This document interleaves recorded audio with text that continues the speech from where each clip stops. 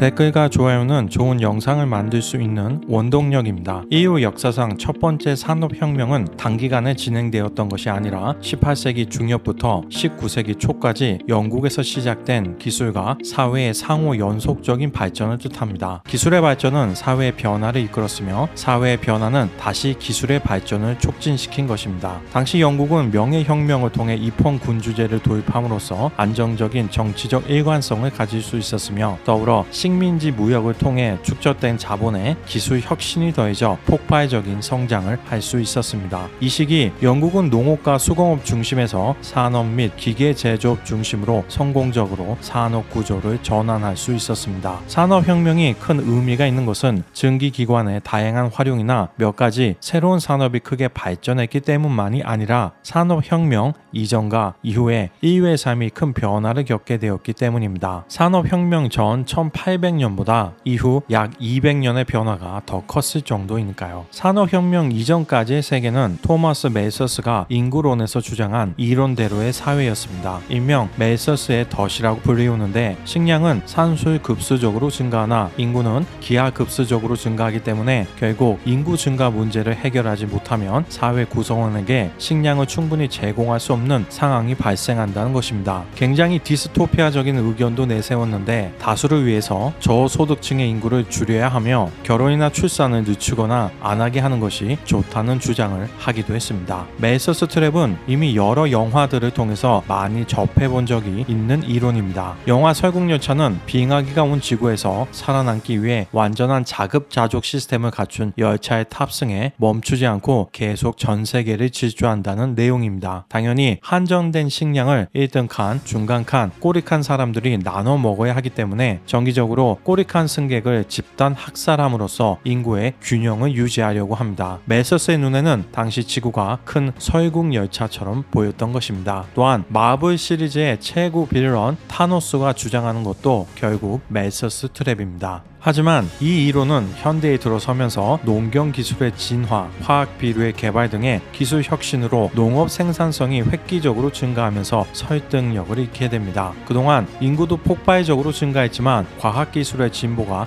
더 빨랐던 것입니다. 심지어 지금 한국, 일본, 중국 등 많은 국가들은 극심한 저출산에 시달리고 있습니다. 하지만 멜서스의 덫 이론을 완전히 엉터리라고 생각할 수는 없습니다. 단지 그 시대의 과학기술 수준으로는 미래의 상황을 정확하게 예측할 수 없었던 시대의 한계가 있었던 것뿐입니다. 또한 향후 미래 어느 시점에 환경 오염 등의 이유로 정말 인구를 지탱하지 못할 만큼 식량 생산이 줄어들게 되는 상황이 올 수도 있기 때문입니다. 이제 만약 영국의 산업혁명이 더 늦게 시작되었다면 우리의 삶은 어땠을지에 대해서 생각해 보겠습니다. 대체 산업혁명은 인류사에 있어 얼마나 대단한 진보일까요? 이해를 위해서 이제 몇 가지 간단한 가정을 해보겠습니다. 이미 발생했던 과거인 역사에 만약이라는 가정만큼 무의미한 것도 없기는 하지만 만약 산업혁명이 200년 정도 늦게 시작되었고 인류의 역사도 딱 그만큼 늦게 발전했다면 지금 우리는 어떤 상황일까요? 물론 이미 발생했던 일들이 200년 늦게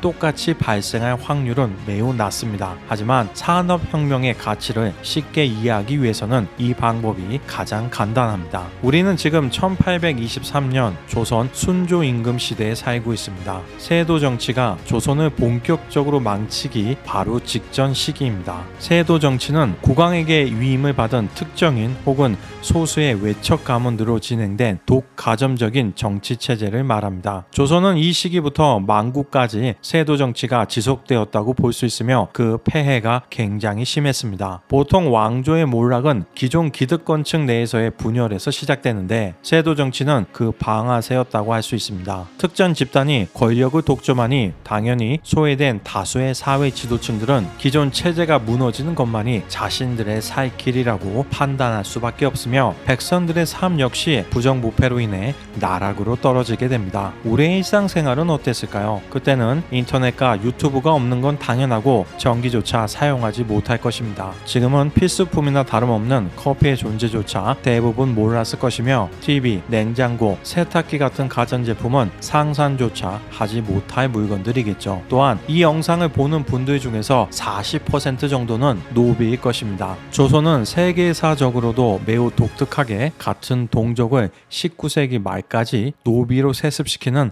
악랄한 제도를 운영했던 나라입니다. 조선시대의 평균 수명은 35살 전후였으니 지금 이 영상을 보고 계신 분들 중에서는 이미 하늘로 승천하신 분들이 적지 않을 것 같습니다. 산업혁명이 200년 늦어졌다면 이게 우리의 모습일 것입니다. 1800년대는 강화도 조약, 병인 양료, 신미 양료, 운요 사건 등 조선의 개항을 요구하는 열강들과 물리적인 충돌이 지속되었으며 결국 조선 땅에서 일청 전쟁이 발생하여 조선은 일본의 식민지가 되는 계기가 만들어지게 됩니다. 조선의 지도층은 전혀 대응할 수 있는 능력은 물론 의지도 없었기에 이런 급격한 외세의 침입은 중국과 무능한 조선의 왕만 우러러보며 살아온 우리들에게는 마치 온 세상이 무너져 내리는 기분이었을 것입니다. 200년 전에 살았다고 생각해보니 끔찍합니다. 이제 다른 가정을 해보겠습니다. 만약 산업혁명이 100년 늦어졌다면 어땠을까요? 우리는 1923년 일본의 식민지인 조선에서 살고 있습니다. 사실 양반이 아니었다면 조선에서의 노비 생활이나 일본에게 수탈당하는 백성의 삶이나 독인 객인이지 않을까 싶기는 합니다. 적어도 노비 입장에서는 양인이 될 수 있기에 조선시대보다는 더 많은 기회를 얻을 수 있었을 테니까요. 식민지 시대도 힘들었겠지만 앞으로 30년 후쯤에는 6.25 전쟁이 발발할 것이며 50년쯤 후에는 여러분들의 자손이 베트남전에 참전하게 될 것입니다. 100년 전의 한국은 오히려 200년 전보다 더 아찔한 것 같습니다. 지금이 얼마나 풍요롭고 좋은 시대인지 충분히 이해하실 수 있을 것입니다. 이제 산업혁명 당시 지구상에서 가장 막강한 권력을 가지고 있었던 왕들과 지금 우리들의 삶을 비교해 보겠습니다. 먼저 의료 수준을 생각해 보십시오. 당시에는 제대로 된 혈액, 엑스레이, CT, MRI 검사 등을 받을 수 없었습니다. 진단을 제대로 할 수 없으니 당연히 제대로 된 치료도 할 수 없었을 것입니다. 우리는 지금 기차역으로 가서 KTX를 타면 수백 킬로미터 떨어진 거리도 몇 시간이면 도착합니다. 하지만 당시의 왕들은 열악한 도로에서 가마나 말을 타고 며칠을 가야만 겨우 도착할 수 있었을 것입니다. 우리는 비행기를 타면 24시간 안에 다른 대륙도 얼마든지 갈 수 있지만 과거에는 몇 년이 걸릴지도 모르는 항해였습니다. 물론 가다가 죽을 가능성도 굉장히 높은 일이었으니 감히 실행할 엄두도 낼 수 없었겠죠. 우리는 메신저를 통해 실시간으로 수천 킬로미터 떨어져 있는 지인들과 얼굴을 보며 이야기를 나눌 수 있지만 당시에는 직접 만날 수밖에 없었습니다. 우리는 지금 보고 싶은 책이나 찾고 싶은 자료가 있으면 인터넷과 PC를 통해서 바로 볼 수 있습니다. 하지만 당시에는 신문물은 모두 청나라에서 들어왔으니 몇 달, 몇 년을 기다려야 새로운 지식들을 접할 수 있었을 것입니다. 이처럼 이제 중산층 정도의 삶을 살고 있는 지구상의 수십억 인구는 불과 200~300년 전 이 행성에서 가장 강력한 권력을 가지고 있었던 왕들보다 더 높은 생활 수준을 유지할 수 있게 되었습니다. 이는 인류가 산업혁명을 통해 자연의 힘을 이해했으며 경제적, 사회적 필요에 맞게 활용했기 때문입니다. 영국이 산업혁명을 성공함으로써 당시 세계에서 가장 부강한 국가가 될 수 있었던 것은 맞습니다. 그래서 어떤 사람들은 산업혁명은 어차피 영국을 위한 일이었으니 다른 국가 사람들이 고맙게 생각할 필요가 없다고 말하기도 합니다. 하지만 산업혁명의 영향으로 지구상의 문명 발전 속도가 엄청나게 가속된 것 또한 사실이기 때문에 산업혁명은 충분히 영국의 전 인류적인 공헌이라고 볼 수 있을 것입니다. 소중한 의견을 댓글로 남겨주시기 바랍니다. 감사합니다.